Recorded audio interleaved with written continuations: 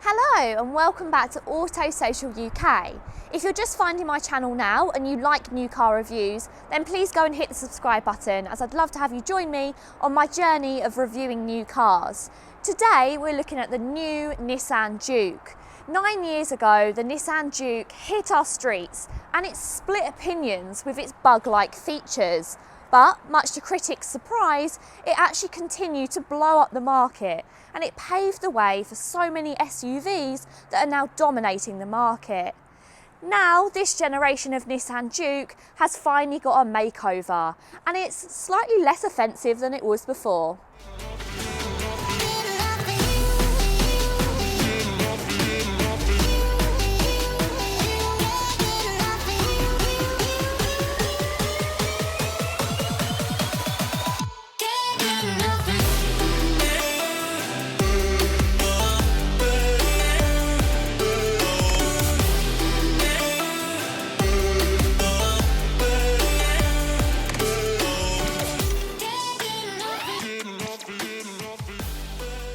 Previously, you always bought the Nissan Juke with your heart, but now your head can be happy too, because this new Nissan Juke has had loads of changes that have ironed out the gripes of the previous model.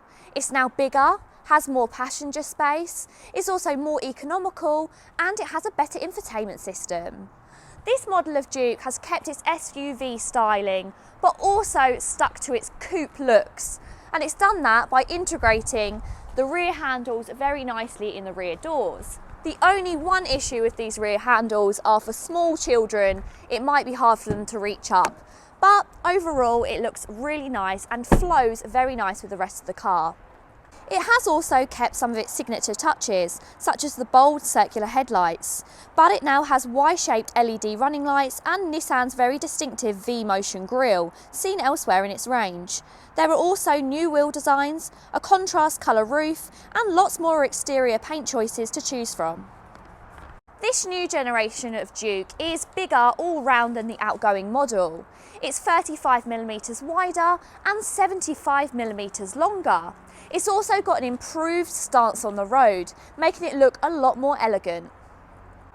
The boot has also vastly improved as well. It's now up to 422 litres of boot space. That's more than in the Skoda Kamiaq or the Seat Arona, but it is slightly down on the Citroen C3, although the only reason the C3 Aircross gets so much space is because you can move the rear seats. Moving the Juke's tail lights partially onto the tailgate means there's now a wider, lower opening rather than a narrow gap. And an adjustable boot floor can either be lowered to unlock the full boot space or raised to give a flat floor when the rear seats are folded down. It's in a raised position, it's really useful amount of storage space underneath. In the previous generation Nissan Juke, there was a lot of hard shiny plastics all around the cabin, and they didn't always wear very well. There are still little light flashes of them in the new Juke around the centre console and around the centre air blowers, but overall it is much higher quality. You've got a really nice mix of some nice soft leathers, and you've also got some carbon effect around the dash in this Techno model. There are still some hard plastics, but they're a lot better quality than they were before. One of my favourite parts of the interior of the new Nissan Juke has got to be these really nice front sport seats. Even in the lower trim models, they're still this shape and give the car a sporty feel. Here in the Tecna, we've got part leather and also part cloth. You also get a set of built-in Bose speakers, which gives the front passengers a great sound experience. The only downside to this is there isn't actually any speakers in the rear, so perhaps people sitting in the back won't get quite the experience that those people in the front are getting. Now, a fun fact that somebody messaged me across on Instagram and said, which I'll pop their handle down here, was that actually this silver part of the surround Bose speaker and also the levers to move the seats forward and back are actually built in Sudbury, Suffolk, and if you don't know, that's where I live. So I really like that little fun fact, and I hope you do too. Specification across the Juke range is very good. You get Apple and Android CarPlay, a multifunctional steering wheel, automatic climate control, and then on this Tecna you get the addition of a sat-nav, heated front seats. The only thing I'd note is this is single zone climate control opposed to dual zone, which you get in some of its rivals. Now, Nissan keep the list of options very small. They'd rather you choose the specification of car that suits you best. Most paint colours cost between £500 and £750, and you can add a comfort pack to the Ascenta trim for £350, bringing climate control, automatic wipers, folding door mirrors and heated front seats.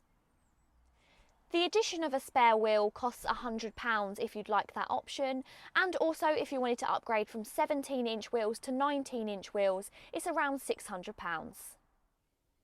The biggest change inside is the increase in space. So moving that wheelbase has really made a difference in the interior.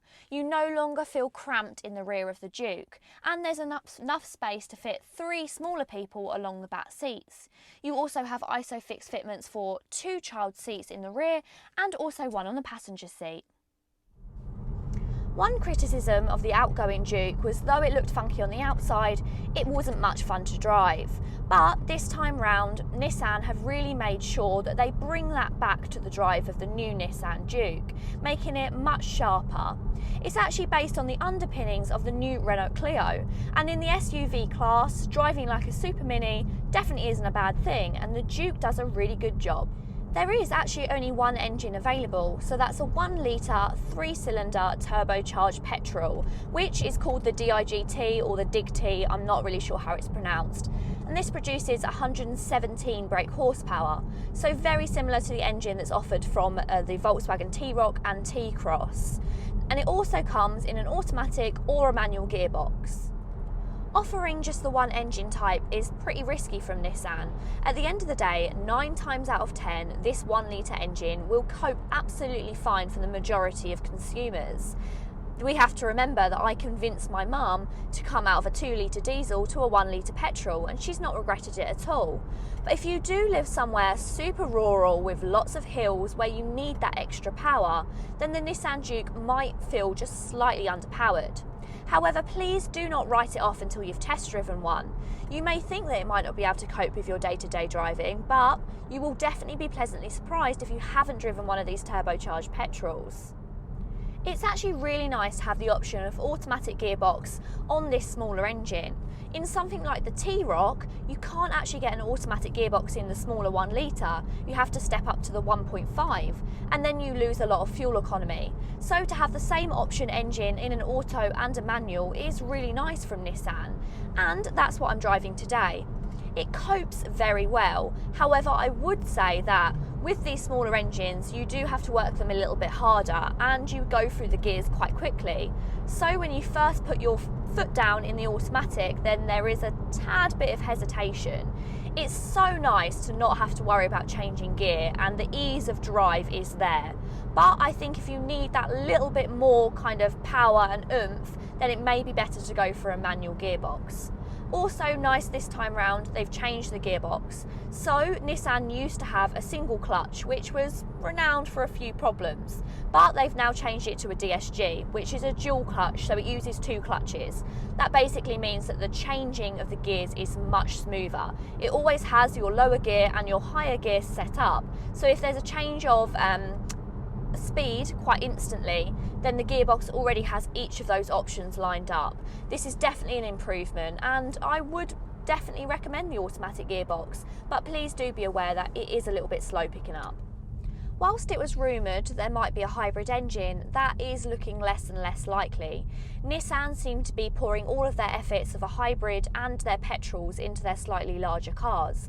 So if you was waiting around for the hybrid, I'd probably just go for the petrol. This generation of Juke is of course bigger, but it's actually 23 kilograms lighter, and with an improved engine, Nissan claim that it's much more efficient. Their official stats are around 47.9 miles per gallon, which has been proven to be achievable on long-term test drives. This automatic will do slightly less, and with a mix of rural and also longer journeys, I'm sitting around the 37.5 miles per gallon, so overall that's pretty good.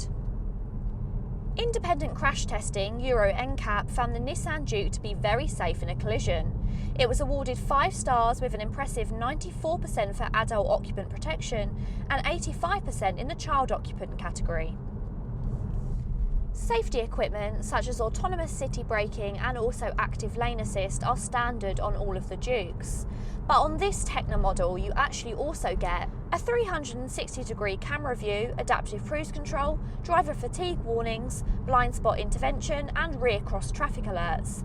There's also semi-autonomous Pro Pilot Pack, which can assist with steering, acceleration and braking on a motorway. Try saying Pro Pilot Pack after a couple of gins. In all, the Nissan Juke has come on leaps and bounds with this current model. It's now more practical, more spacious, it's a better drive, and it's got higher quality materials. What's there not to like? Still whilst keeping its quirky details that made everyone fall in love with it. If you want any more information on the Nissan Juke, then I'll put all the details of Toomey Basildon in the description box. They've made sure to give me a special offer, especially for you guys. Thank you so much for watching. If you've enjoyed it, give it a big thumbs up and also hit the subscribe button. Turn on the bell notification if you don't want to miss another video from me. Thank you so much, and until next time, bye!